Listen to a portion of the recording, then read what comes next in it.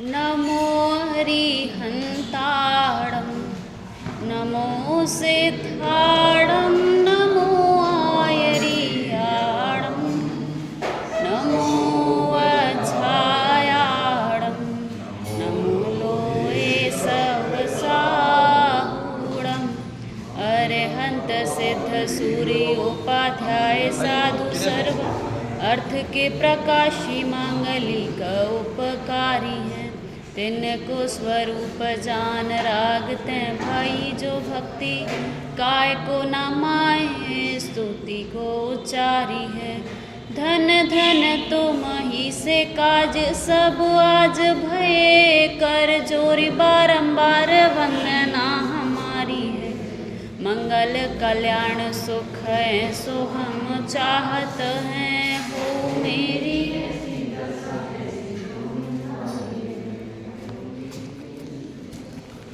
कर लो जिनवर की पूजन, पेज नंबर 3।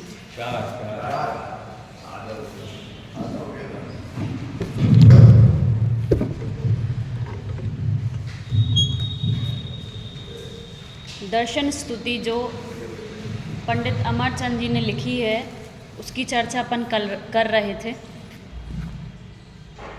शुरू की 2 लाइन पढ़ते हैं पहले सभी साथ में।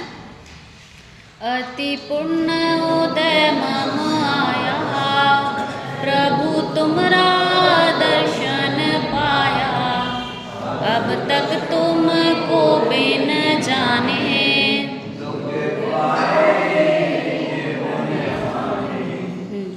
दर्शन स्तुति क्या कि जब भगवान के समक्ष हम दर्शन के लिए आते हैं तो भव जीव की क्या भावना होती है। वो ये भावना भाता है कि हे प्रभु, मेरे महान पुण्य का उदय आया था जो मैं विषय कषायों से छूटकर यहाँ पर आया हूँ। घर से मंदिर आना पुण्य का उदय है, भगवान के दर्शन करना भी पुण्य का उदय है। लेकिन भगवान के दर्शन करके अपना स्वरूप समझना कि भगवान क्या बताना चाहते हैं, जो ये समझ जाए उसका कैसा है, उसका महान पुण्य का उदय है। क्योंकि दर्शन यहाँ तक आना ये तो कर्मोदय के अधीन था, मंदिर तक आना। लेकिन हमारा पुरुषार्थ क्या है, जीव का पुरुषार्थ क्या है, तत्व विचार करना। जीव का पुरुषार्थ क्या है, तत्व विचार करना। कर्म के अधीन जीव यहाँ आ सकता है, स्वाध्याय में बैठ सकता है, लेकिन मंद कषाय जीव के परिणामों को संभालना ये जीव का पुरुषार्थ है। भव जीव क्या भावना भाता है, प्रभु आपने एक गायक बताया, तिहूँ लोक में नाथ अनुपम जताया। कब तक कहूँ नाथ महिमा तुम्हारी, निधि आत्मा की सुदिखलाई भारी। आगे क्या है, नहीं यार, चलो। क्या भावना भाते हैं कि हे प्रभु, आपने जो मुझे गायक बताया है ना, ये इसकी महिमा इतनी है कि मैं कह नहीं सकता।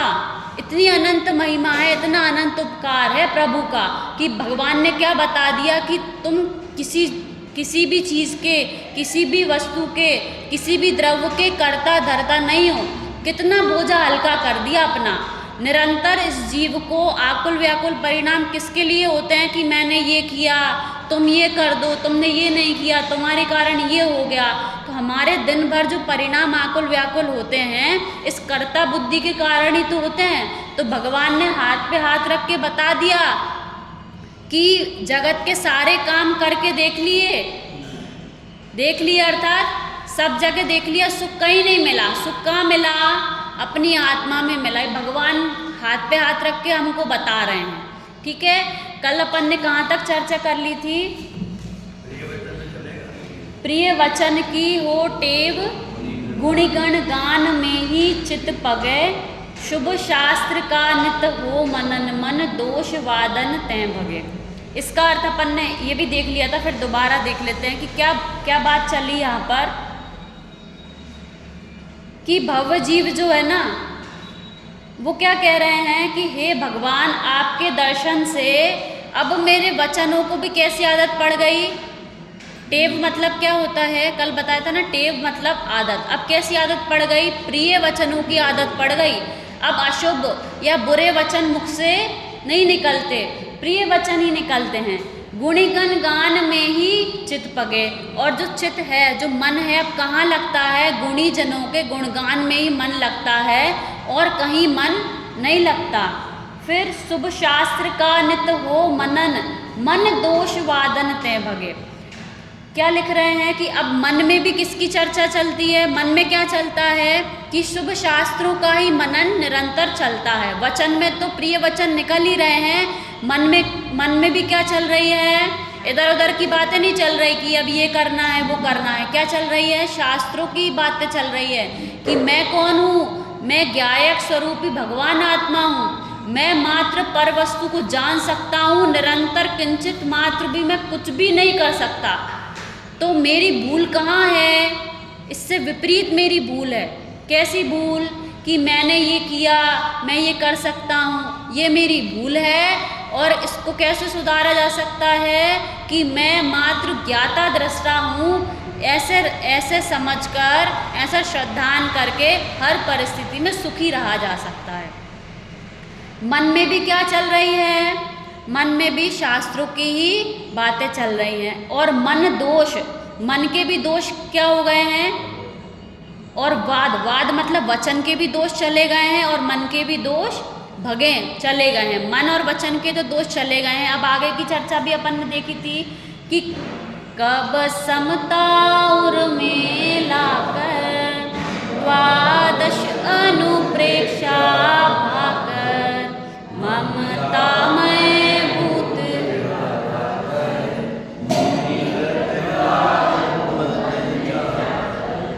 वह जीव क्या भावना भा रहा है भगवान के समक्ष कि हे भगवान, मैं भी अब 12 अनुप्रेक्षा, अनुप्रेक्षा मतलब 12 भावना। भावना मतलब क्या होता है, चिंतन करना। जैसे भाना मतलब जैसे मही को भाते हैं ना, भाना माने निरंतर उसको क्या करना, चलाते हैं ना, तब मक्खन निकलता है, बिलोना, उसको बिलोना कहते हैं। तो भावना मतलब क्या होता है, भाना, निरंतर जो चले। क्या चलता है निरंतर, अशरण भावना, अनित्य भावना, एकत्व भावना, ये सारी भावनाएं निरंतर मोक्ष मार्गी जीव के चलती हैं। कैसी कि भले ही मैं सभी परिवार के बीच में, इन संयोगों के बीच में रह रहा हूँ, लेकिन आया भी अकेला था और जाऊंगा भी अकेला, एकत्व भावना। अशरण भावना क्या कि अशरण जग में शरण एक, शुद्धात्म ही भाई, धरो विवेक हृदय में आशा पर की दुखदाई। अशरण भावना क्या कहती है कि पूरे जगत में कौन शरणभूत है, केवल शुद्धात्मा ही शरणभूत है, इसलिए पर की आशा करना कैसा है, बेकार है। ऐसी 12 भावनाओं का निरंतर चिंतन करूं मैं, और क्या करूं, ममता में भूत भगाकर। जो भूत मुझे लगा है ना, कौन सा भूत लगा है, ममता का भूत लगा है। तो ये किसने लगाया है, अपन ने लगाया है कि बाहर से किसी ने अपन को लगाया है। जगत में तो सब कहते हैं कि उन्होंने भूत लगा दिया, ये तो अपन ने ही लगा रखा है। जब अपन चाहे ना तब भगा सकते हैं, अपन ने ही लगाया है और अपन ही भगा सकते हैं, कोई और नहीं भगा सकता। तो ये जो ममता में भूत है ना कि ये मेरा है, हमेशा ये चीज़ बनी रहे, ऐसी जो ममता है, राग द्वेष के परिणाम जो अपन कर रहे हैं, तो कह रहे हैं कि जो ममता में भूत भगाकर और मुनि व्रत धारू वन जाकर। अब यहाँ पे नगर में, घर में, सबके बीच अब अच्छा नहीं लगता। कहाँ रहूँगा मैं, वन में मुनि बन के रहूँगा। दादा एक बात कहते थे कि मुनिराज वन में क्यों रहते हैं, कि वन में तो जानवर सिर्फ शरीर को खाएंगे, लेकिन नगर में आएंगे तो लोग क्या खाएंगे, माथा खाएंगे। जो संसारी जीव है ना, संग किसे कहते हैं कि जहाँ तुम रहोगे वैसे रंग में तुम रंग जाओगे।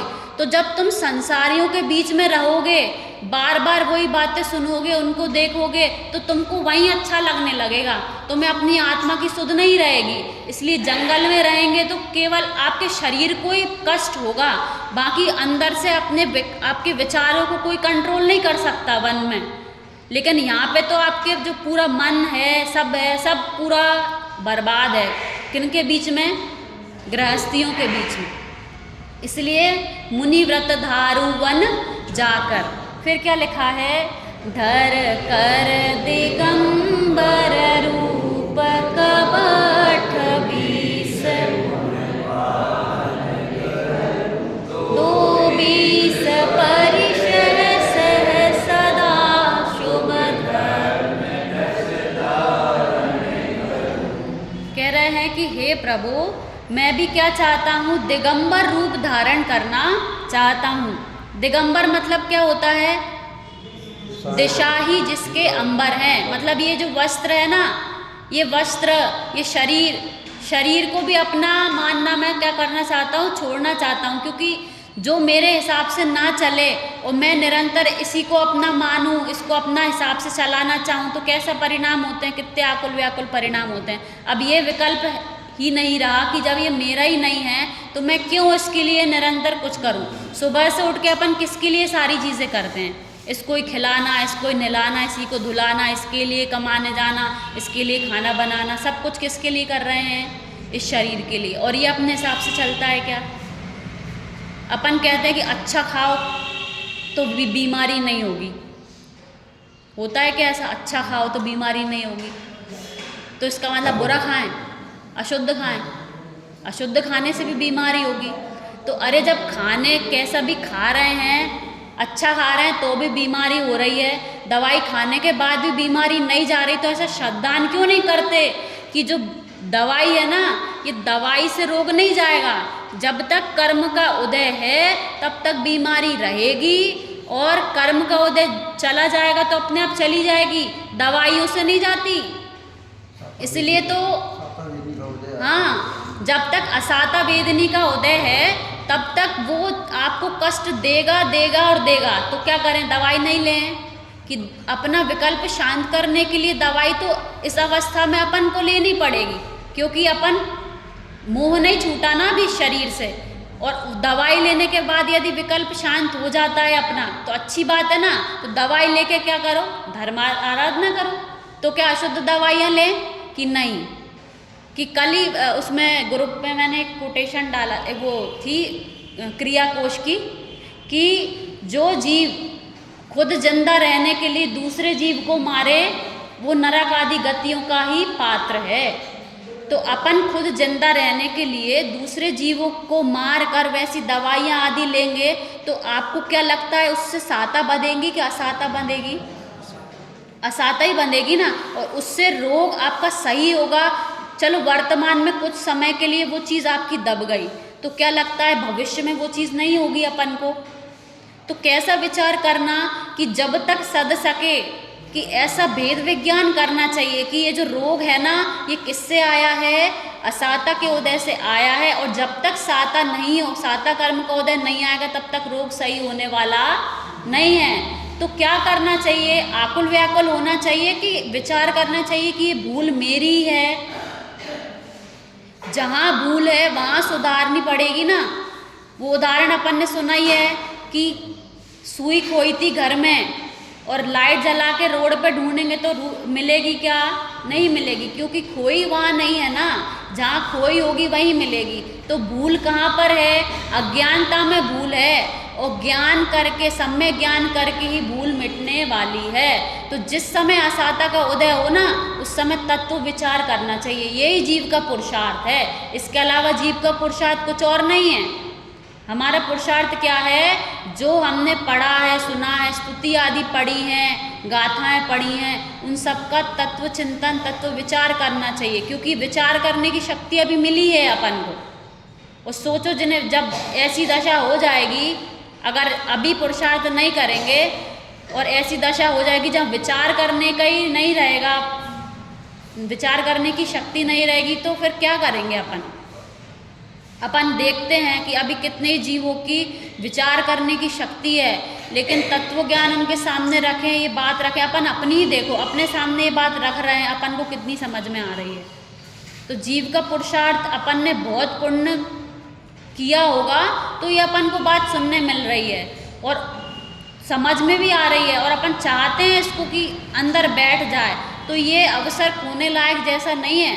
अपन को तत्व विचार करना चाहिए निरंतर। बाहर की बातों में कोई दम नहीं है, इसने ये कर दिया, इसने वो कर दिया, ये तो बातें अपन ने अनंत बार की हैं, अनंत बार सोची हैं। तो कुछ अपूर्व जो अपन को मिला है अवसर, उसका कुछ फ़ायदा उठाना चाहिए कि नहीं उठाना चाहिए। जैसे कोई नेता है और उसको अवसर मिल जाए गद्दी पे बैठने का और वो काम नहीं करे, तो उसको अगली बार बिठाया जाता है क्या? वहाँ पर नहीं बिठाया जाता। तो अपन को क्या लगता है कि अपन को ये जो अवसर मिला है इस गद्दी पे मतलब मनुष्य पर्याय मिली है, और अपन इसका सदुपयोग नहीं करेंगे तो क्या दोबारा मिलेगी? क्या नहीं मिलेगी। कि नरक में जिसने भाव न भाई, मानुष तन को पाने की, वेश दिगंबर धारण करके, मुक्ति पद को पाने की। लेकिन देखो आज ये हालत ममता के दीवाने की, चेतन होकर जड़ द्रव्यों से कैसा नाता जोड़ लिया। सुबह से शाम तक अपन 1 या 2% किसी जीव के कारण परिणाम खराब करते हैं, बाकी 98% अपन पुद्गल के कारण परिणाम खराब करते हैं कि नहीं? सबसे ज़्यादा पैसा देखे अगर अपन, तो जो पैसा है ना वो क्या है? पुद्गल है, जिसके कारण अपन अपने परिणाम खराब कर रहे हैं, वो क्या है? पुद्गल। जब एक जीव ही जीव का नहीं हो सकता, तो एक पुद्गल जीव का कैसे होगा? 2 द्रव्यों में अत्यंताभाव है, बेसिक है जैन धर्म का। 6 द्रव्य हैं और 6 द्रव्य अपना अपना काम करते हैं, एक द्रव्य दूसरे द्रव्य का कुछ नहीं करता। तो हम क्या करते हैं दुकान पे? ऐसे ही फालतू टाइम पास करते हैं क्या? कि हाँ, जब जितना पैसा आना होगा उतना आप बैठोगे, जब नहीं आना होगा तो बैठे रहोगे, तब भी नहीं आएगा। तो जब आ रहा है उस समय जीव का पुरुषार्थ क्या है? कि जानो देखो, और नहीं आ रहा तब भी जीव का पुरुषार्थ क्या है? जानो देखो। निरंतर तत्व विचार करना ही जीव का पुरुषार्थ है। ये बात बिल्कुल आज प्रैक्टिकल करके देखना कि हमने कितने दिन भर में काम किए, कितने आकुलित व्याकुलित हुए, और जब आकुलता हो ना उस समय क्या विचार करना कि मेरा पुरुषार्थ ये नहीं है, मेरा पुरुषार्थ क्या है? तत्व विचार करना जीव का पुरुषार्थ है। चलो आगे पढ़ते हैं।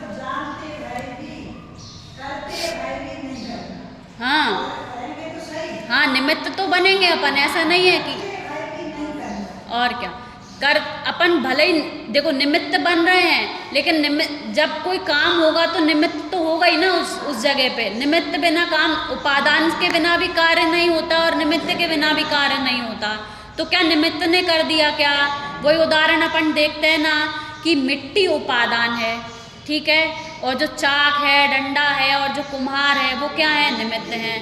तो जब घड़ा बनेगा तो बनेगा मिट्टी से बनेगा, और उस समय घड़ा भी दिखाई, वो चाक भी दिखाई देगा और कुम्हार भी दिखाई देगा, सब कुछ दिखाई देगा। तो क्या उन्होंने बनाया क्या?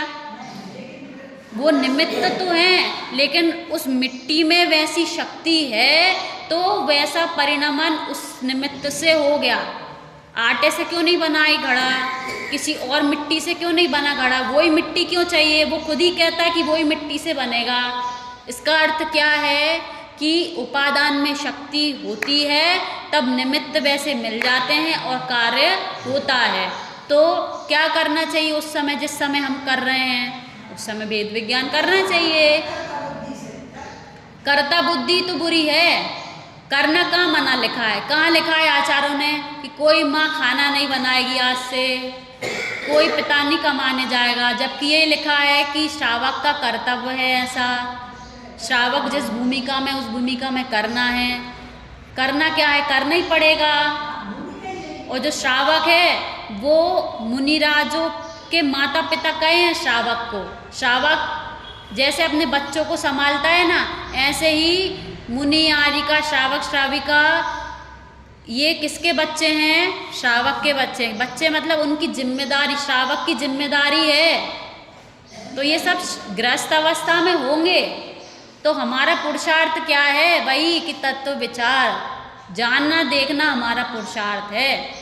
कर्ता बुद्धि से करना, विकल्प करना, ये कर लेंगे ये कर लेंगे ऐसा हो जाएगा, ये सब प्लानिंग क्या है, फालतू की हैं, क्योंकि प्लानिंग से कुछ नहीं होता, जो होना होता है वही होता है। देखो फिर क्या लिखा आगे देखते हैं। धरकर दिगंबर रूप कब 8-20 गुण पालन करूं। 8-20, 8 माने 8, 20 माने 20, 28 मूल गुण होते हैं ना मुनिराजों के। कौन कौन से होते हैं, 5 महाव्रत, 5 समिति, 5 इंद्रिय विजय, 6 आवश्यक और 7 शेष गुण। 5 5 5 6 और 7 ऐसे 28 मूल गुण मुनिराजों के होते हैं। और 2 20, 2 माने 2, 20 माने 20, कुल कितने हो गए 22। 22 परिचय सह सदा शुभ धर्म 10 धारण करूं, और 10 धर्मों का धारण करूं। हमको परिचय सहन करने वाले मुनिराज कैसे लगते हैं, बेचारे। बेचारे वो हैं कि अपन हैं, अपन है जिनके पास कोई चारा ही नहीं है। मुनिराज बेचारे नहीं होते और उनको वो परिचय दुखरूप भी नहीं लगते। देखो आगे लिखा है, तप तपू द्वादश विधि सुखद। 12 तप कैसे हैं, सुखद हैं। क्यों, क्योंकि जो 12 तप है ना वो किसके कारण है, संवर निर्जरा के कारण है। और संवर निर्जरा के बिना मोक्ष नहीं होगा। कैसे, उदाहरण अपन एक उदाहरण देखते हैं इसके लिए, कि वही नाव वाला उदाहरण देखते हैं कि नाव में छेद से पानी आ रहा है, जब तक उसका छेद बंद नहीं करेंगे और नाव से नहीं निकालेंगे तो नाव डूबेगी कि तैर जाएगी, डूब जाएगी ना। ऐसे ही जो इस जीव के साथ बहुत सारे कर्म बंधे हुए हैं, जब तक संवर निर्जरा नहीं होगी तो जीव कहाँ जाएगा, संसार में रहेगा कि मुक्त हो जाएगा। इसके लिए अपन एक और उदाहरण देखते हैं। जैसे कि बलून होता है ना, बलून में गैस भर देते हैं, तो गैस भर दी, गैस कैसी होती है, हल्की होती है। तो जब बलून हल्का होता है तो कहाँ जाता है, ऊपर जाता है। और उसमें पत्थर बांध दो तो कहाँ जाएगा, जितना जितना भारी भारी पत्थर होता जाएगा उतना उतना वो कैसा जाता जाएगा। ऐसे ही जीव जितने ज़्यादा कर्म बुरे करते जाएगा वैसे वैसे कहाँ जाता जाएगा, नीचे नीचे। और जितना हल्का होता जाएगा उतना कहाँ जाता जाएगा, ऊपर ऊपर। तो संवर निर्जरा किसके कारण है, मुक्ति के कारण है। इसलिए वो 12 तप उनको सुखद लगते हैं, बुरे नहीं लगते और करने नहीं पड़ते, हो जाते हैं। उपवास मुनिराज को नहीं करना पड़ता, सोचना नहीं पड़ता। वो कल से 2-3 दिन पहले से प्लानिंग नहीं करते कि हम उपवास करेंगे, ऐसी प्लानिंग नहीं करते। अरे स्वरूप में रह गए तो खाने का विचार ही नहीं आया, हो गया उपवास। और जिस समय विचार आया तो विकल्प की पूर्ति के लिए निकल गए, मिला तो ठीक, नहीं मिला तो दोबारा अपनी आत्मा में बैठ गए जाके। तो उसकी भी आकुलता उनको नहीं होती कि आहार नहीं मिला। ठीक है। तप तपू द्वादश विधि सुखद नित बंद आश्रव परिहरु। परिहरु माने त्याग दूं। हे प्रभु, ये जो बंद आश्रव निरंतर मुझे हो रहे हैं, आश्रव, आश्रव के भेद पता है ना अपन को, क्या क्या होते हैं आश्रव के कारण, कितने कारण होते हैं आश्रव के, किन कारण से निरंतर इस जीव को कर्म का बंधन हो रहा है, ऐसे ऐसे समझते हैं। आश्रव तो अपन को शास्त्रीय भाषा लगती है, आश्रव यार क्या बहुत बड़ी चीज़ है, नहीं। कर्म किस कारणों से इस जीव से बंधते हैं, उसके 5 कारण हैं। कौन कौन से, मिथ्यात्व, अविरति, प्रमाद, कषाय और योग। एक बार और, मिथ्यात्व, अविरति, प्रमाद, कषाय और योग। ये 5 कारण किसके हैं, आश्रव के हैं। और इनके यहाँ से जाते जाओ, देखो मिथ्यात्व है, कौन से गुण स्थान में जाएगा, चौथे में। अविरति, 5वें में जाती है ना अविरति। फिर प्रमाद, 6ठे 7वें गुण से प्रमाद। कषाय, पूरी कषाय कब चली जाती है? अंतिम जो लोभ कषाय होती है, संजुलन लोभ, कब कहाँ पर जाती है? 10वें गुण स्थान में। और योग, योगों की चंचलता कब मिट जाती है? 3 योग माने मन वचन काय कब चले जाते हैं? कब चले जाते हैं? 14वें गुण स्थान में, जब सिद्ध बन जाते हैं। तो ऐसे धीरे धीरे जो कारण है ना, किसके? आश्रव के कारण ये नाश करने हैं। तो पहला जो सबसे मेन कारण वो क्या है? मिथ्यात्व है कि हे प्रभु, ये जो उल्टी मान्यता है ना मेरी, एकत्व, ममत्व, कर्तत्व, भोक्तत्व जो बुद्धि है, ये मिथ्यात्व जो है ना, इसके कारण मैं अपना स्वरूप नहीं पहचान पा रहा। तो मुझे ये आश्रव बंध के कारण बुरे लग रहे हैं। अब मैं इनको क्या करना चाहता हूँ? छोड़ना चाहता हूँ। अंत में ये वाली लाइन पढ़ के खत्म करेंगे। तो क्या लिखा है? अरुरो की नूतन कर्म संचित कर्म रिपु को रोकू। नूतन कर्म, जो नए कर्म आ रहे हैं, नूतन माने नए कर्म आ रहे हैं, उनको रोकना क्या कहलाता है? संवर। नए कर्मों का आना रुकना क्या कहलाता है? संवर। संवर की चर्चा आई। कर्म संचित, संचित माने क्या होता है? जो सत्ता में थे उनका निकलना, वो क्या कहलाएगी? आना रुकना संवर। और पुराने कर्म निकलना निर्जरा। कर्म रिपु को निर्जरू। अब जो कर्म है ना, वो मुझे कैसे दिख रहे हैं? रिपु दिख रहे हैं, शत्रु दिख रहे हैं। अब क्या करूं? इनको कर्मों की निर्जरा करना चाहता हूं मैं। किन किन की बात आ गई? बंद आश्रव और संवर निर्जरा को, बंद और आश्रव को छोड़ने की बात आई। और किसकी बात आई? कि नए कर्मों का आना रोको और पुराने कर्मों की निर्जरा करो। उनकी बात यहाँ तक आई। बाकी चर्चा अपन